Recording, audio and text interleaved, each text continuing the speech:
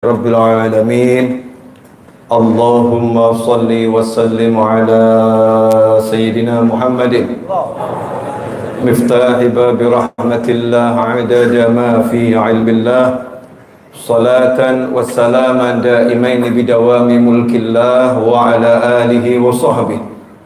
Allahumma salli ala Sayyidina Muhammadin salatan taftahu biha lana futuhal arifin wa tufaqqihuna biha fid din wa ala alihi wa sahbihi. Assalamu alaikum warahmatullahi wabarakatuh.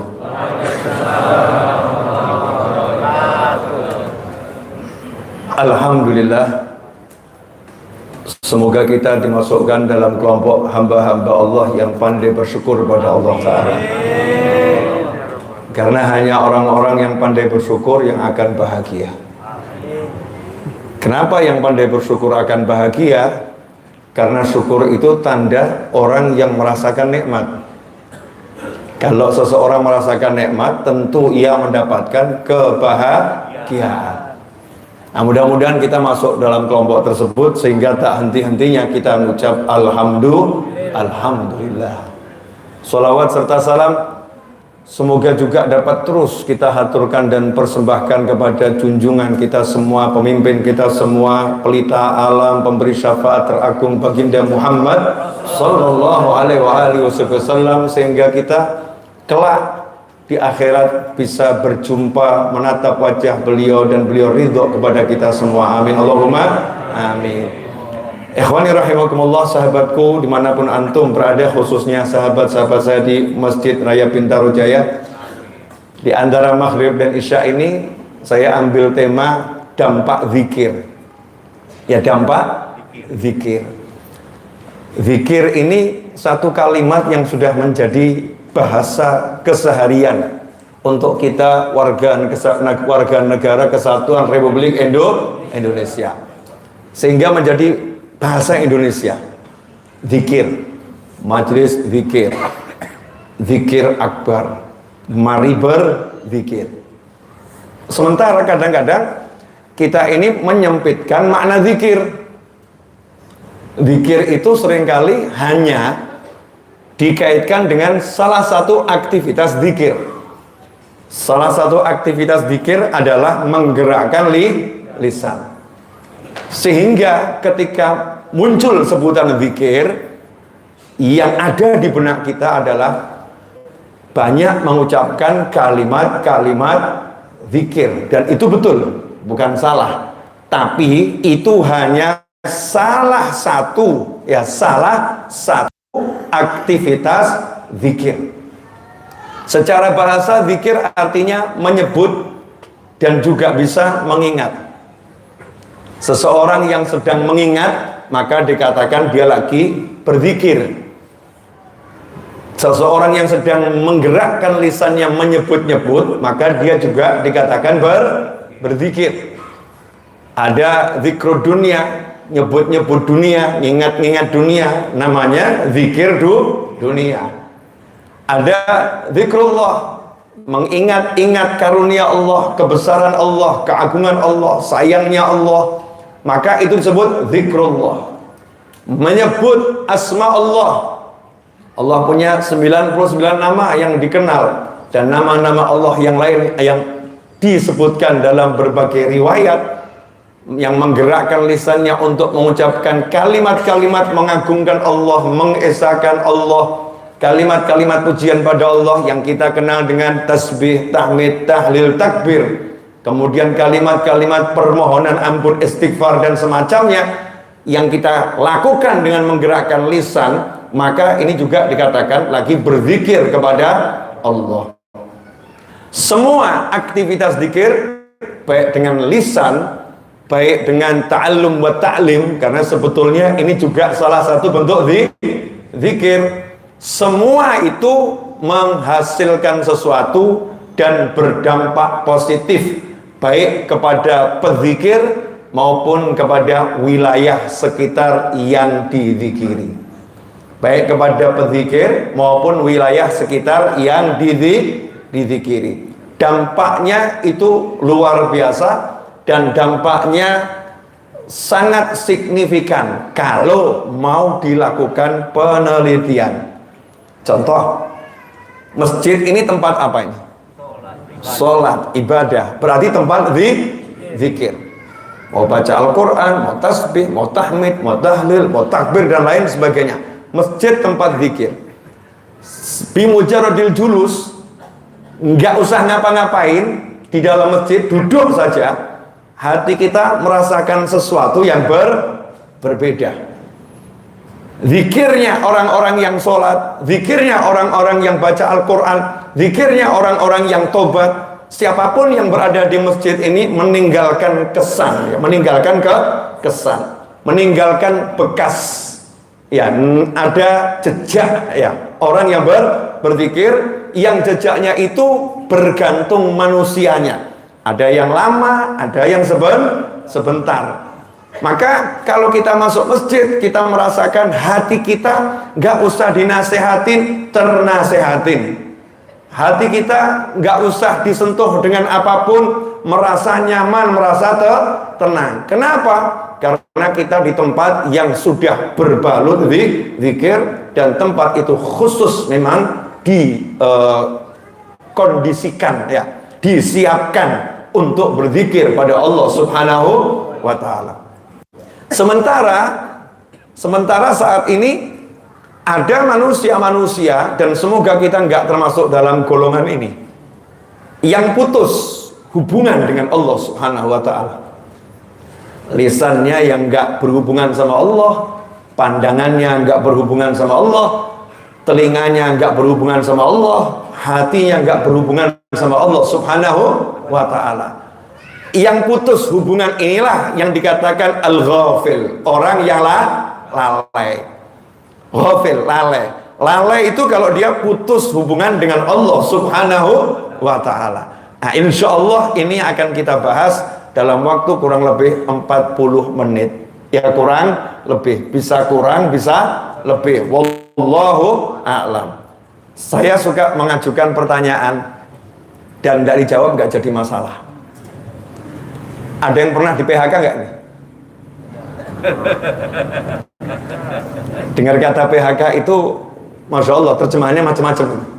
Ada yang bilang PHK putus hubungan kerja, ada yang bilang PHK putus hubungan kantor, ada yang bilang PHK putus hubungan apa kayaknya? Kawin tuh. Ada yang PHK putus hubungan kasih gitu ya. Macam-macam ini arti PHK. Tapi PHK selalu dengan arti yang tidak menyenangkan, betul ya? Tidak menyenangkan. Karena seseorang yang di PHK itu pada umumnya bergantung dengan yang mem-PHK. Bergantung sama kantor, bergantung dengan rekan bisnis yang posisinya lebih tinggi, bergantung pada kekasih yang lebih dia harapkan cintanya. Biasanya seseorang yang di PHK itu posisinya dia lebih rendah, putus hubungan. Jarang loh orang keluar dari kantor, jarang. Aku pengen putus dengan dia, padahal gajinya 2 miliar. Jarang, ada, tapi jarang. Umumnya yang memutus itu yang lebih tinggi. Lah ini anehnya, kita yang rendah mutus hubungan dengan Allah Ta'ala. Masya Allah. Kita yang butuh Allah, butuh karunia-Nya, butuh sayangnya, butuh pertolongannya, butuh segala-galanya dari Allah. Dan Allah selalu membuka, gak pernah menutup. Allah bahkan mengumumkan di sepertiga akhir malam Allah datang ke langit bumi, dalam arti Allah mendekati hambanya, rahmatnya Allah, kasih sayang Allah, ampunan Allah mendatangi hambanya. Padahal hambanya ini banyak yang menjauh, Allahnya mendatangi dan nanya, hal min taibin, hal min mustaghfirin, hal min talibi hajah. Atau kama qala sallallahu dalam berbagai hadis, ada enggak yang malam hari ini mau tobat? Ada enggak yang minta ampun? Ada tidak yang butuh sesuatu? Ditanya sama Allah Subhanahu wa Ta'ala. Kalau dalam bahasa kita, Allahnya proaktif, Allahnya proaktif, kitanya pasif. Kitanya sok-sok nggak butuh. Kitanya merasa seakan-akan kita bosnya, seakan-akan kita ini petingginya, seakan-akan seperti itu, sehingga kita merasa nggak butuh sama Allah, putus hubungan dengan Allah Subhanahu wa Ta'ala, dan milih berhubungan dengan selain Allah Subhanahu wa Ta'ala. Kira-kira dampaknya seperti apa itu? Ya, masing-masing bisa jawab ya. Ngeri atau nggak ngeri? Mutuskan hubungan dengan Allah Ta'ala. Saya mau ambil contoh yang kekinian, mudah-mudahan semua paham. Anda semoga tidak terjadi terdampar di padang Sahara, bawa handphone tapi nggak ada sinyal. Bawa handphone nggak ada sinyal. Di situ ada satu orang punya handphone yang sinyalnya itu full dan kenceng. Jadi berdua nih. Yang satu handphonenya full sinyal, yang satu handphonemu nggak ada sinyal. Kira-kira kita ngomong apa sama yang punya sinyal banyak? Tethering dong, betul ya? Tolong di tethering wifi-nya ya, boleh dong gitu ya? Oke, baik, ini orang tadi dikasih nih, bahkan dihapus passwordnya, nggak perlu password, asal kamu nyalakan wifi-mu langsung nyambung, klik langsung nyambung. Di situ kita seneng, bisa video call, bisa melakukan transaksi, bisa telepon, ya, bisa menghubungi siapapun yang kita mau. Terdampar di padang Sahara, tapi tetap terkonek dengan yang jauh di sana, hanya karena satu yang namanya sinyal, dan sinyalnya minjam. Pertanyaan saya, kalau yang berlaku sebaliknya, udah terdampar, punyanya sinyal dari si fulan, kemudian dengan santai kita mengatakan, aku nggak butuh sinyalmu, klik matikan wifi-nya dimatikan. Pertanyaan, ini orang pandai atau bodoh? Bodoh ya? Pandai atau bodoh? Bodoh. Bodoh atau sangat bodoh? Sangat bodoh. Siapa itu kira-kira?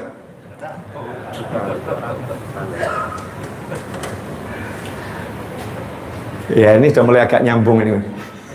Siapa itu kira-kira?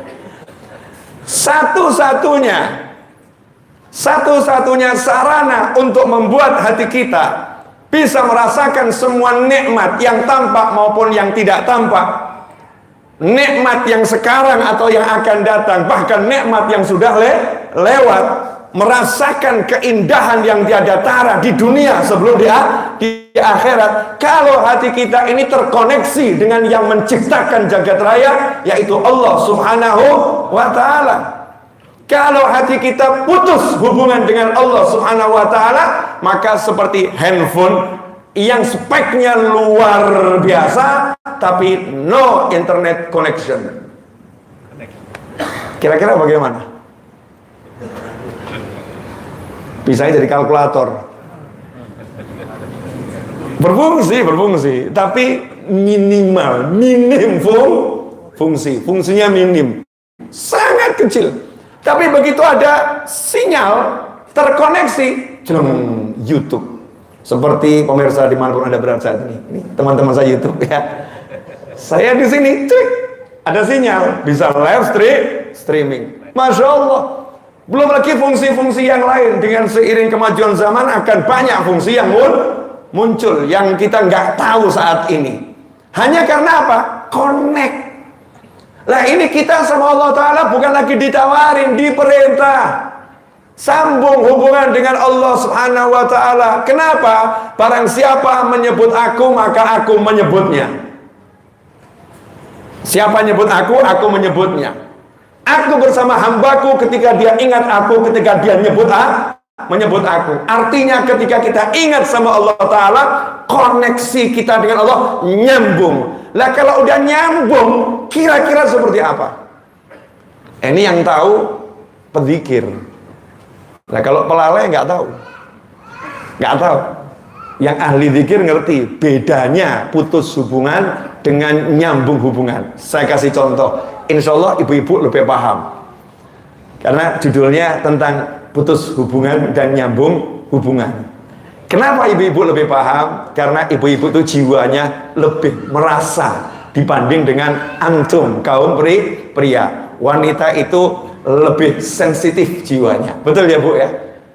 Bu, kok nggak ngaku Bu? Yang lebih halus, lebih lembut, lebih perasa, lebih sensitif siapa itu? Wanita. Yang lebih menggunakan rasa ketimbang logika adalah wanita. Memang wanita itu mengedepankan rasa daripada logika. Hikmatullah. Kalau wanita itu pakai logika, mungkin nggak mau punya suami seperti kamu dan saya. Ya mungkin gitu ya. Ngapain saya nikah sama kamu? Pakai logika, nggak masuk gitu ya. Tapi yang dipakai rasa, because I love you. Aduh, cinta. Wajah nggak jelas dicintai. Kerjaan nggak jelas dicintai. Betul kalian? Yang jelas-jelas nggak dicintai. Kenapa? Rasa. Menggunakan rasa. Nah, ini saya lebih nanya sama ibu-ibu dulu karena lebih menggunakan rasa. Bu, mohon maaf, tapi ini untuk mendekatkan makna dampak zikir tadi ya dalam kehidupan biar kita paham. Kalau enggak memang enggak paham. Susah memahamkannya karena zikir itu judulnya nyambung hubungan. Nah, yang paham ya orang-orang yang punya hubungan. Ada dua orang Bu, sama-sama wanita. Yang satu lagi nyambung hubungan dengan si Fulan. Si Fulan ini suaminya lah, enggak suami kan nanti dosa ya. Suaminya. Satu nyambung hubungan dengan si Fulan, suaminya. Yang satu baru saja memutuskan hubungan dengan si Fulan, mantan suaminya. Dua nih, dua-duanya duduk berdampingan. Yang satu mengingat, sama-sama mengingat. Tapi yang satu mengingat suaminya yang dia cintai. Saya mau nanya, hatinya rasanya enak atau enggak enak? Jangan nanya sama yang sudah tua, nggak paham. Yang baru-baru menikah dulu ya. Kalau nanya sama saya juga udah lupa gitu ya. Tapi kalau yang sudah masih muda itu kan ngerti, beda. Kalau sekarang yang seumur saya ke atas ditanya, rasanya gimana? Sama aja tuh. Sudah nggak susah mengingat-ingat urusan cinta karena usia itu merubah pola hidup manusia. Oh, lain Pak. Kenapa? Saya ngelamunkan saja bisa senyum-senyum sendiri. Nah, yang satu di sampingnya begitu mengingat mantan suaminya karena udah putus hubungan, yang ada sakit. Gak menemukan kenikmatan, gak merasakan nikmat, padahal sama-sama mengingat. Kenapa kok dengan mengingat dia gak nikmat? Karena putus hubungan. Yang satu mengingat biasa saja, nikmat karena masih nyambung. Nyambung itu artinya seakan-akan ada setrum dari sana. Nah, bayangkan kalau itu orang yang zikir sama Allah. Allah nggak pernah putus dengan hambanya. Tinggal kita mau nggak nyambung. Allah, Allah, Allah, Allah, Allah. Dengan lisan kita rasa-rasakan. Dengan hati kita rasa-rasakan. Walaupun nggak kerasa. Gaya dikit dulu sama diri kita sendiri. Allah. Anaknya lihat, ini bapak lagi ngapain? Latihan. Biar bisa merasakan. Allah. Begitu bisa merasakan, majun. Ditawarin sama istrinya. Pak, kopi. Nanti dulu. Allah. Allah. Allah. Pak, ada martabak. Nanti dulu. Kenapa? Ini lebih enak dari kopi, lebih enak dari martabak. Begitu ada tagihan hutang datang. Masya Allah, saya termasuk korbannya nih. Ya, tagihan hutang kan lagi bangun gitu ya. Jeleng, 40 juta belum dibayar. Jeleng, 20 juta belum dibayar. Selesainya gampang, bukan hutangnya loh ya. Hatinya ini langsung saja Allah. Setan nggak bisa masuk. Ringan jadinya tagihan 40 juta, 20 juta, 150 juta. Rasanya ringan. Kenapa? Saya punya Allah. Allah akan bereskan. Allah akan tolong saya. Allah akan kasih solusi. Allah akan kasih jalan keluar. Allah akan. Jadinya muncul tenaga yang luar biasa, semangat yang luar biasa. Kok bisa? Jawabannya adalah begitu kamu nyambung dengan Allah, Allah berikan dirinya untukmu. Penakku, aku bersama hambaku ketika dia nyebut aku. Semua akan kukerahkan untukmu. Jadi dampaknya kira-kira gimana? Bisa ditulis nggak dampaknya? Susah. Kalau Allah udah bilang aku bersamamu, kira-kira bagaimana? Kalau Allah bersama kita, siapa lagi yang mau bersama-sama kita? Para anbiya wal mursalin. Kemudian siapa lagi? Para malaikat al-muqarrabin, malaikat yang awam. Kemudian siapa lagi? Para awliya was salihin. Siapa lagi? Seluruh ciptaannya Allah Subhanahu wa ta'ala. Kalau orang udah ingat sama Allah, selesai. Hidupnya akan nyamannya luar biasa. Apapun yang dia lihat, Allah akan jadikan itu membuat dia tenang dan nyaman. Tapi sekarang saya ketemu orang-orang, lihat suaminya pusing, lihat istrinya pusing, lihat tembok rumahnya stres, belum masuk, lihat tembok rumahnya stres, lihat anaknya pegang kepala, ya, lihat anaknya pegang kepala, masuk kantornya, ketemu bosnya cemas, ketemu rekan sekantor, mau muntah dia. Jadi yang ada di kepalanya semua nggak enak. Kenapa semua jadi nggak enak? Karena hatinya nggak nyambung sama Allah Subhanahu Wa Taala.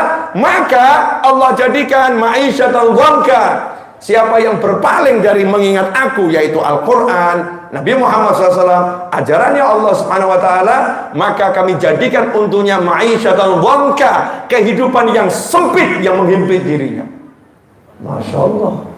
Ngeri atau nggak ngeri? Tapi beda kalau orangnya ingat sama Allah.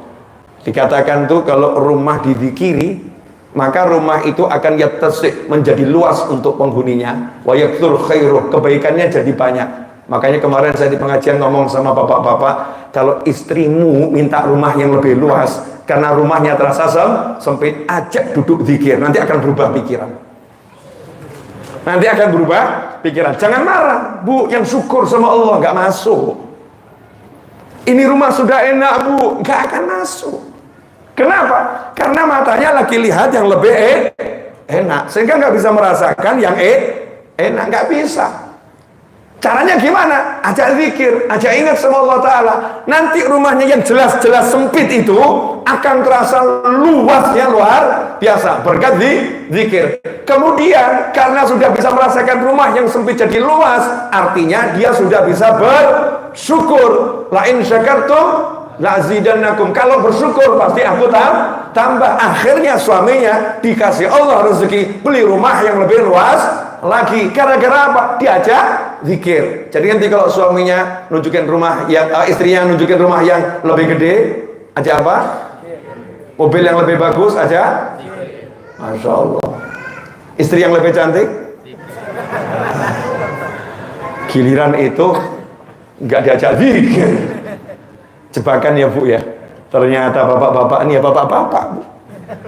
Urusan istri minta ini oh ajak zikir. Istri nawarin mau nggak ya? Nambah satu lagi, oh mau langsung.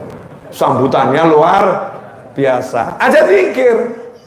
Ajak zikir. Karena dengan berzikir sama Allah Ta'ala itu berubah sekitar kita. Sekitar kita berubah. Makanya kalau mau tahu, praktekkan. Karena ini bukan ilmu teori, tapi ilmu praktek. Dulu saya sering sampaikan di berbagai pengajian dulu. Saya kalau masuk perkampungan di mana saya tinggal di Solo di Pasar Kliwon tuh. Dulu ya, itu maghrib sampai isya yang ada di rumah-rumah itu suara baca rotib haddad, rotibul atos, baca surat yasin, suara tadarus. Dulu. Sekarang yang ada kebanyakan senyap. Nggak ada suara.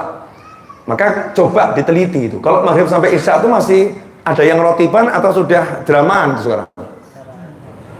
Atau sibuk sama handphone masing-masing. Cari orang duduk di rumahnya sama anaknya, sama istrinya ya, bersama-sama zikir itu sulit ditemukan sekarang. Yang ada masing-masing. Zikir di rumah ini hilang gitu. Mungkin suaminya mengatakan, oh saya di majelis Habib, saya suka pengajian. Iya, sayang ini. Kenapa sayang? Iya, yang bercahaya cuma majelis ilmunya. Rumahmu nggak pernah bercahaya. Karena Nabi memerintahkan dalam sebuah hadis, jangan jadikan rumahmu seperti pemakaman. Sholatlah di rumah untuk sholat-sholat sunnah. Sholat sunnah saja kita diperintahkan memperbanyak sholat sunnah di rumah. Zayyinu, ya, hiasilah. Bahkan dalam riwayat yang lain, jadikanlah nawiru, rumah kalian bercahaya dengan cahaya Al-Quran. Baca Al-Quran di rumah kalian. Sekarang sibuk orang kumpul baca Al-Quran di masjid, tapi rumahnya nggak pernah dibacakan Al-Quran. Sibuk orang kumpul berzikir di masjid, tapi rumahnya nggak pernah dizikiri. Yang betul bagaimana? Rumahmu zikirnya yang banyak, masjid juga digunakan untuk zikir. Rumahmu tiap hari untuk baca Al-Quran, masjid juga dibuat tadarus Al-Quran. Cari ilmu kemanapun kamu datangi, tapi ilmu di rumahmu harus dihidupkan. Kalau udah seperti itu, rumah itu rasanya asyik gitu, menyenangkan. Makanya saya kadang ngomong, aneh nih orang-orang dia. Kalau giliran zikir di pengajian kok semangat ya? Oh, zikir di rumah kok enggak ya? Jangan-jangan ini berangkatnya karena nafsu.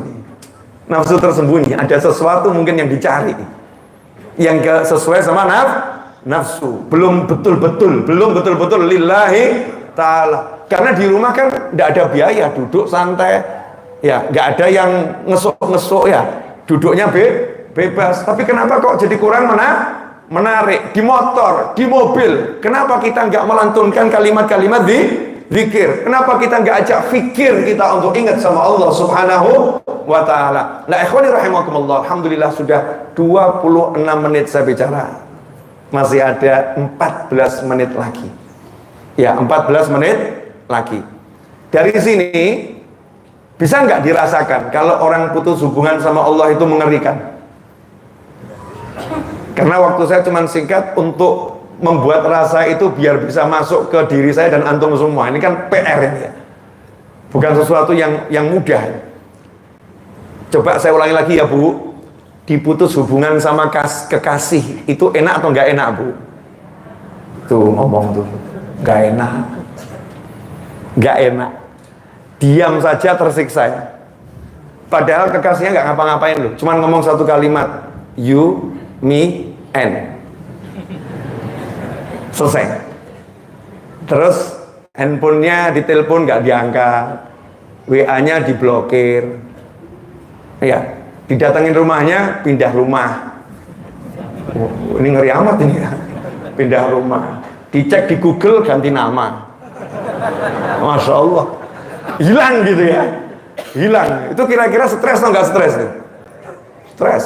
Pertanyaannya, lah ini orang nggak ngapa-ngapain, tapi kok yang satu jadi galonya luar biasa. Ini dengan makhluk dengan makhluk. Lah kalau kita dengan Allah Ta'ala putus, naudzubillah min dzalik, apa bisa hidup? Gak mungkin bisa hidup. Makanya gak bisa, mohon maaf, punya istri tidak bisa merasakan istrinya, punya suami nggak bisa merasakan suaminya. Maksudnya nggak bisa merasakan bagaimana? Lihat pasangannya itu datar, biasa saja, nggak ada nikmat dalam jiwa, ngeri. Tapi lihat istrinya tetangga, Masya Allah, gelora. Ya, lihat suaminya temen gitu ya, Masya Allah, geloranya luar biasa. Lihat punyanya sendiri, tembok, datar, ganti cat sama saja. Tembok, catnya udah diganti, tapi tetap sama saja. Terakhir sebel temboknya dirubuhkan sekalian. Mau diapa-apain dia tetap sama. Kenapa? Karena yang meletakkan rasa nikmat tadi adalah kalau ada Allah di dalam hati kita, maka kita melihat dengan cahaya Allah, mendengar dengan cahaya Allah, berbicara dengan cahaya Allah, merasa dengan cahaya Allah. Ya, rasanya nikmatnya luar biasa, indah itu. Saya kemarin beli teropong. Ya, beli teropong karena Al-Quran, hadis itu banyak mengajarkan suruh lihat langit, suruh tafakkur. Beli teropong. Sementara saya udah nggak bisa neropong-neropong, males gitu ya, otak-atik teropong. Anak saya yang paling besar baru masuk SMA. Nih, pelajari. terus nunjukin ke handphone. Saturnus Abu ya, Saturnus. Di situ saya ketawa dalam hati, Masya Allah. Baru dapat bantuan teropong tuh Saturnus yang jauh bisa kelihatan, bisa kelihatan. Bangunan yang jaraknya itu puluhan kilo bisa tampak di depan mata. Saturnus yang sangat jauh, bulan yang sangat jauh, rasanya indahnya luar biasa. Pakai mata kita biasa, ya begitu. Saturnusnya nggak kelihatan, bulannya dari dulu ya begitu. Kurang mampu mata kita melihat. Dapat bantuan teropong, jadi kelihatan semua. Semakin mahal teropongnya, saya beli yang murah-murah saja. Ya, penasaran. Semakin mahal teropongnya, akan semakin jelas. Bayangkan kalau kamu meneropong menggunakan cahayanya Allah Ta'ala. Dalam kehidupan ini, apa yang akan kamu rasakan dan kamu lihat? Masya Allah, lihat wajah suami pakai cahaya Allah. Yang nempel bukan wajah suami, cahaya Allah. Paham ya? Belum paham gaya. Manduk paham, belum paham. Saya kasih pemisalan biar paham. Bu, Ibu, pernah merias wajah? Saya nggak mau suudzon sering gitu, enggak. Pernah ya Bu? Pernah ya? Coba bandingkan wajahmu sebelum dirias dan setelah dirias oleh ahlinya. Bagus mana? Jujur. Setelah dirias pede ya? Masya Allah. Wah, ini wajahku. Ini aku ini. Masa sih? Sama wajahnya sendiri enggak kenal. Suaminya lihat juga kaget. Bojoku ini. Ini istriku ini. Begitu malamnya suruh cuci wajah, aduh balik meneh. Kembalilah lagi. Yang itulah lagi. Ternyata sama dengan yang kemarin. Pertanyaan saya, jadi yang membuat kita tertarik itu tadi awal tuh ya, karena apa? Ada make up. Jadi yang kita lihat apa itu? Make up-nya yang kita lihat, bukan wajahnya. Betul? Bayangkan kalau wajah istri kita, wajah suami kita di make up dengan cahaya Allah Ta'ala, kemudian kita melihatnya dengan cahaya Allah Ta'ala. Indahnya seperti apa? Nah sekarang mulai paham, yakin saya paham. Indahnya luar biasa. Makanya ini bisa dibuktikan, ya dibuktikan hubungan guru dengan murid. Orang soleh sama punya murid satu. Misalnya ada wali A, punya murid namanya B. Wali A ini nggak ganteng. Wajahnya biasa-biasa saja. Bukan ustadz karena punya wajah ganteng kemudian populer karena YouTube, bukan. Tinggalnya di atas gunung, nggak ada yang kenal. Wajahnya biasa-biasa saja. Tapi soleh. Ya soleh. Wali Allah. Punya murid satu. Ya punya murid satu. Muridnya ganteng. Muridnya ganteng.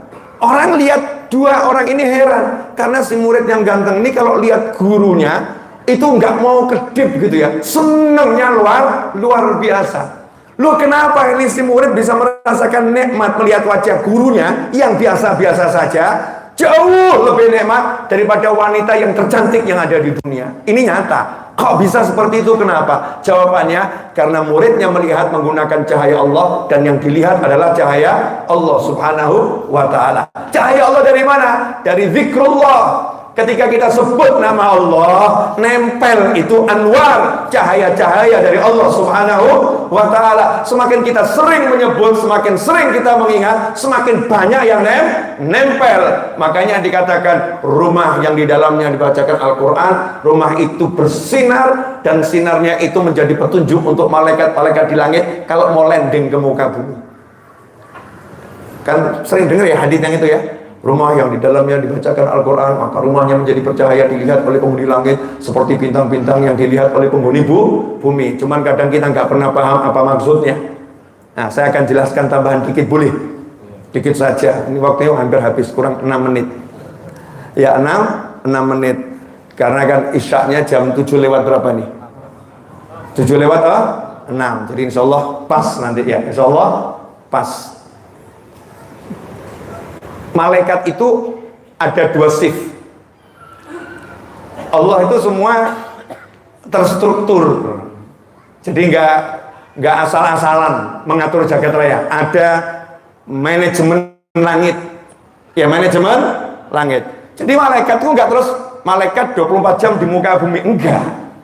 Karena ada malaikat yang datang, ada malaikat yang pergi. Yang pergi nanti lapor pada malaikat yang di langit.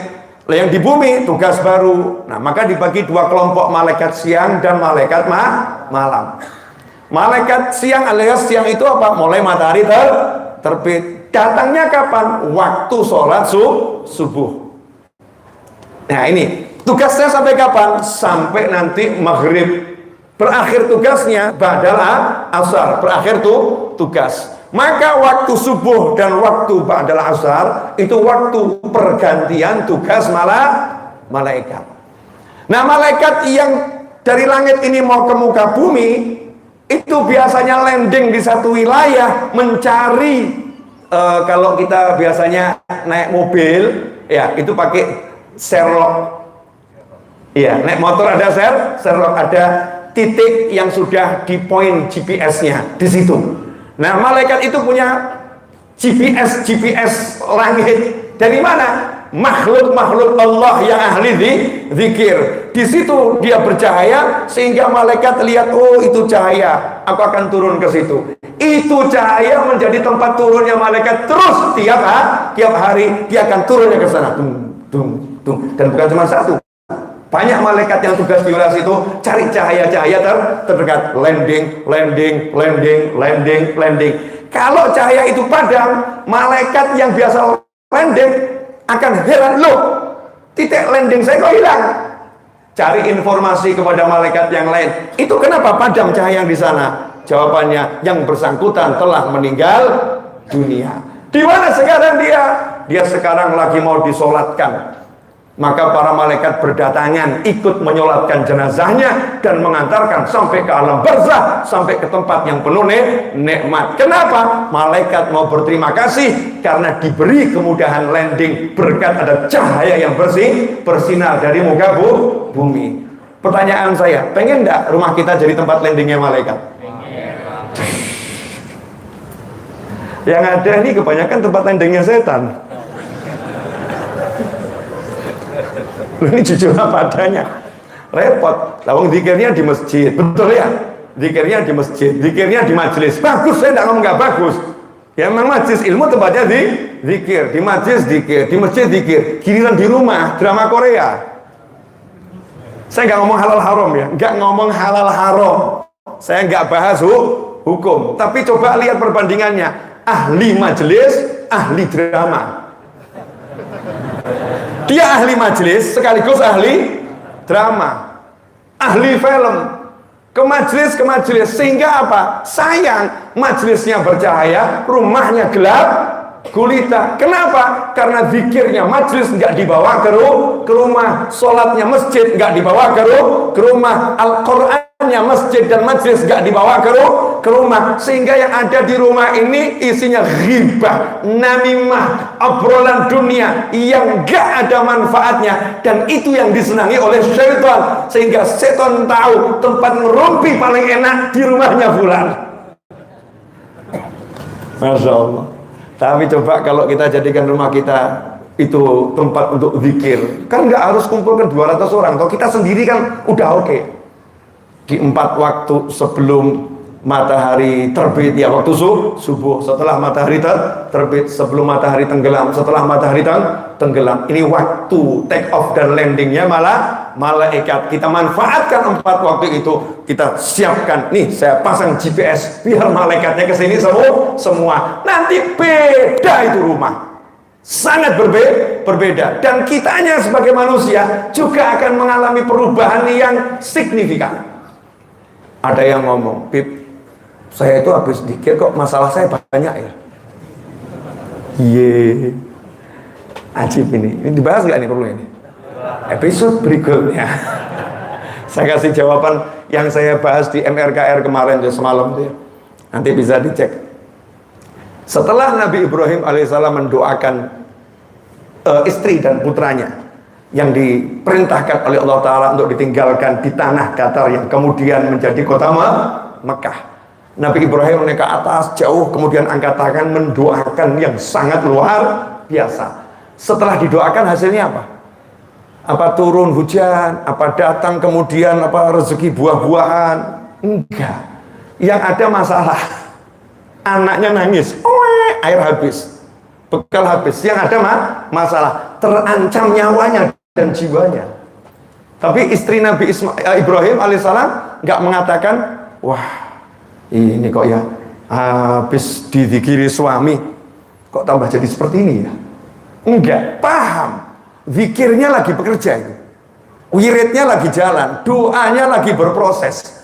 Semua yang berproses itu menimbulkan dampak-dampak yang semacam itu. Tinggal kita semakin digenjot, semakin dipepet, semakin meloncat. Jika batu datang untuk menjatuhi dirimu, jadikan dia batu pijakan untuk meloncat. Jika badai datang dengan angin yang kencang dan hujan yang sangat deras, jadikan engkau menari dengan suasana yang seperti itu.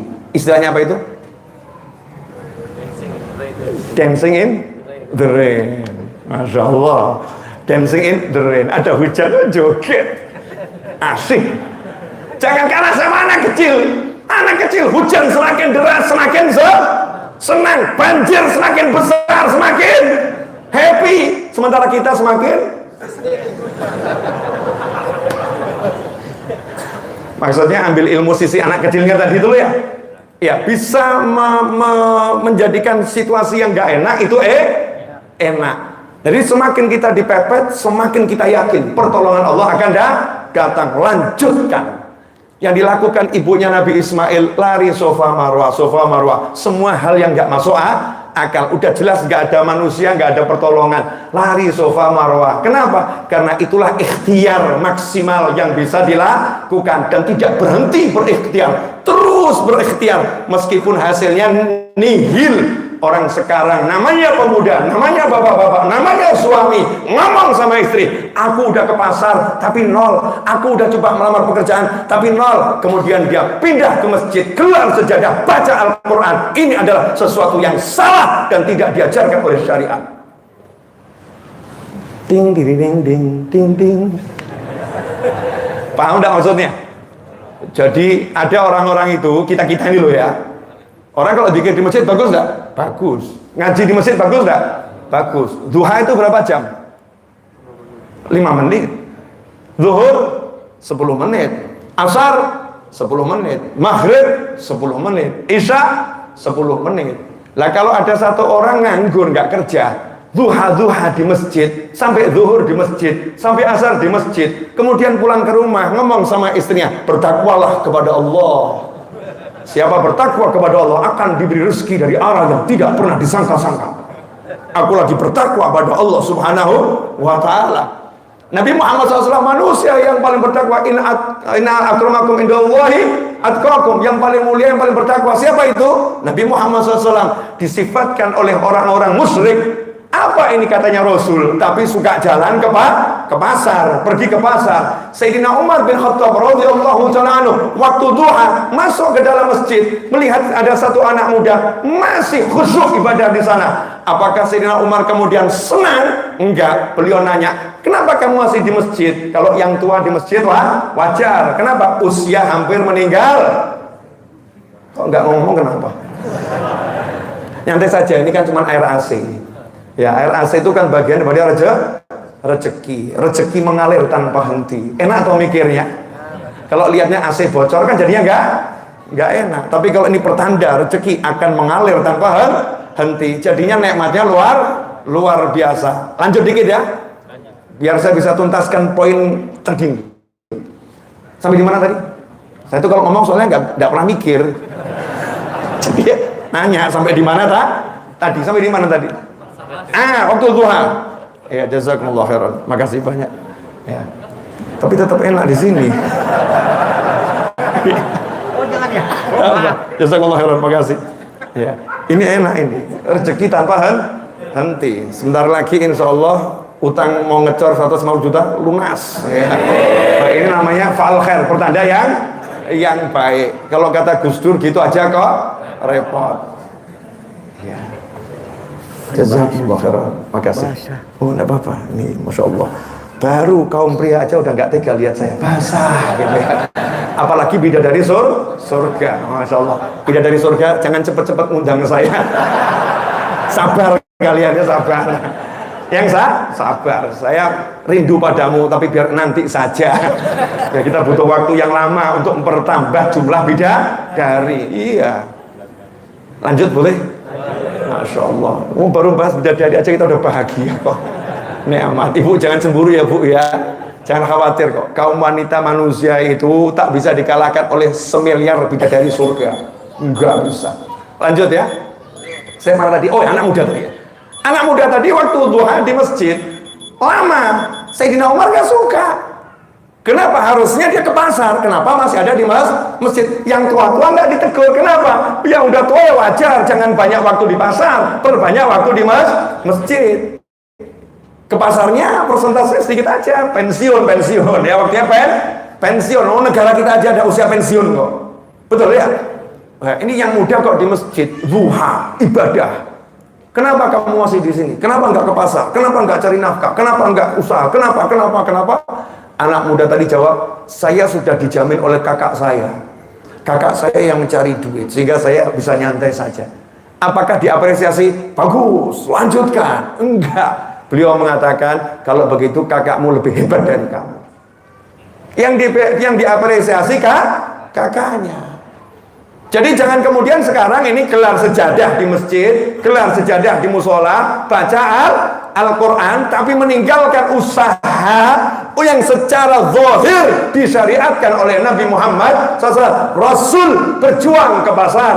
Istrinya Nabi Ibrahim ditinggal sama suaminya, lari Safa Marwah, bukan angkat tangan Allahumma beri aku air, Allahumma kirimkan aku air, enggak meluk anaknya, nah yang pas ya nah, kita memang takdirnya mati berdua ya nah, kehalusan ya nah, enggak, tapi dikatakan aku akan berjuang cari semampu mungkin, Allah pasti akan menolong, gak kenal putus asa. Kenapa? Hatinya nyambung dengan Allah Subhanahu wa ta'ala. Safa Marwah, Safa Marwah, Safa Marwah. Menurut logika nihil, ke pasar sepi, ke pasar sepi, ke pasar sepi, ke pasar sepi, ke pasar sepi, ngelamar ditolak, ngelamar ditolak, ngelamar ditolak, ngelamar ditolak, ngelamar terus. Ke pasar sepi, ke pasar terus. Safa kosong, Marwah kosong, Safa kosong, Marwah kosong. Kalau nggak muncul Zam-Zam ila yaumil qiyamah, istri Nabi Ibrahim akan Safa Marwah, Safa Marwah, Safa Marwah sampai akhir hidupnya. Tapi karena kesungguhannya percaya pada Allah Ta'ala, jadi orang yang percaya sama Allah tuh nggak akan dilembek. Nggak ada. Yang percaya sama Allah akan super power. Yang hatinya nyambung sama Allah akan super power. Walaupun mata melihat itu kosong, hati nggak pernah merasa kosong. Kenapa? Karena yakin Allah akan berikan pertolongan. Aku hanya melakukan the best I can do, maksimal yang aku bisa, dan istiqomah. Begitu sampai ke-7, Allah katakan, air keluarlah kamu. Gak usah pakai satelit, gak usah pakai mesin bor ya, gak usah macam-macam. Airnya keluar sendiri, dan sampai sekarang menjadi hal yang luar biasa. Silahkan simak kajian saya semalam di MRKR dengan judul Keluarga Teladan kalau nggak salah ya, atau Keluarga Panutan di channel Habib Novel Aridrus. Cari di sana. Ya, lihat nanti ada banyak hikmah yang bisa dipetik di sana. Ikhwani rahimakumullah, sahabatku dimanapun antum berada. Jadi yuk, hati kita ini jangan sampai putus hubungan dengan Allah Subhanahu wa ta'ala. Ambil waktu beberapa saat latihan, diam sebentar, hatinya dikoneksikan sama Allah. Allah. Nanti kalau ada dunia mau ganggu itu, tinggal dia Allah. Kemarin saya sama keponakan saya ngomong begini. Kalau orang-orang itu datang tagihan gitu, nggak punya duit kan pusing. Terus nanti kalau nggak punya uang nangis. Pesan saya sama keponakan saya simple. Jangan biarkan dunia membuatmu menangis. Kalau ada dunia menghimpit dirimu, tertawakan saja. Ngakaklah kepada dunia. Siap ibu-ibu? Jadi nanti kalau suaminya agak ganyang, ibu ketawa saja. Selesai masalah. Asik ibu ya? Oh, dunia tertawakan saja. Tapi kalau akhirat nangislah. Subuh terlambat, ayo kita nangis. Gitu. Kok kita ini sampai ngomong kasar sama orang tua? Ayo kita nangis. Tapi kalau dipecat, keluar dari kantor ketawa. Panggil lagi sama bosnya, kenapa kamu tertawa? Masa saya mau nangis gara-gara kamu? Cuman urusan dunia. Siapa yang ngajarin? Habib Novel. Ya, aku gak mau nangis karena dunia. Aku akan tertawa kepada dunia. Oh, dunia cuman sebentar kita di sini kok membuat kita nangis. Siapa sih dia itu? Kurang ajar amat ya. Udah nenek-nenek, tua renta, reot, perot, jelek. Itu namanya dunia. Membuat kita tersiksa. Kalau gadis cantik jelita menyiksa masih lumayan. Pria ganteng muda menyiksa lumayan. Kakek-kakek reot tua kok Anda tersiksa. Mohon maaf. Jangan seperti itu. Ini dunia ya. Permisalan dunia udah tua renta nih. Dunia udah tua renta. Jangan buat kita menangis, tapi yuk kita tertawakan dunia. Tadi dancing in the rain. Betul gitu ya? Inggris saya kan nggak jelas. Saya suka diledek sama anak saya kok Bu Yuni. Abuya apa? Suruh ulangi lagi. Maksudnya salah gitu ya. Apa sama senyum? Saya kan nggak belajar bahasa Inggris ya, nggak belajar bahasa Inggris. Saya belajar bahasa Jawa aja belum khatam. Belajar bahasa Arab belum khatam. Bahasa Indonesia aja saya masih bingung istilah-istilah baru. Di 2022 ini kan ibu-ibu ahli buat istilah macam-macam itu. Masya Allah. Yang kita beberapa waktu yang lalu kan saya sempat ingatkan ya. Apa tuh Bu? Istilahnya apa? Yang kalau teman dekat terus asik itu apa namanya? Bestie. Coba cari di kamus besar bahasa Indonesia ada enggak? Enggak ada. Bestie. Ini kalau saudara-saudara kita yang sudah wafat 20 tahun lalu kemudian dihidupkan lagi, hidup di zaman ini, mungkin pulang gitu. Kamu ngomong apa? Bestie. Apa itu bestie? Bestie kah gitu. Bingung itu. Bahasa Indonesia aja sudah susah, perkembangannya cepat. Kalau nggak kumpul sama anak muda ya ketinggalan kita ilmu bahasa. Nah, mau belajar bahasa Inggris, waktu saya udah nggak ada. Ya sedapat-dapatnya dengarkan antum bicara itu. Masya Allah kalau bicara bahasa Inggris itu luar biasa. Kayaknya bukan orang Indonesia lagi. Lupa sama tanah air. Terima kasih. Jazakumullah khairan. Insya Allah barokah manfaat. Ya, mohon maaf kalau ada kata-kata yang kurang berkenan. Dan terima kasih karena wajah-wajah Anda sudah membuat saya bersemangat. Oh iya. Kalau yang seperti ini tak bisa buat aku bersemangat, terus aku lihat wajah yang seperti apa lagi? Karena yang ketemu tiap hari yang seperti ini ahlul majelis. Ini kan wajah-wajah yang udah dibalut dengan cahaya. Makanya kalau guyon saya sama teman-teman, kalau yang masuk surga itu bukan orang-orang seperti kita, terus model bagaimana lagi? Udah loh, yakin aja kita ini insya Allah masuk surga, pede gitu. Insya Allah masuk surga, tapi ya jangan sombong. Ya roco-roco wedi ben rokok sidik gitu ya. Istighfar ya dijalani, sedekah dijalani itu ya untuk menghindari neraka, tapi yo pede gitu. Insyaallah min ahlil jannah, itu namanya husnudzon. Jazakumullah khairan wal afu minkum. Mohon maaf atas segala kekurangan. Wassallallahu ala sayyidina Muhammadin wa alihi wasallam. Walhamdulillahirabbil alamin. Wassalamualaikum warahmatullahi wabarakatuh. Saya minta satu Al-Fatihah. Ya. Untuk almarhumah Syarif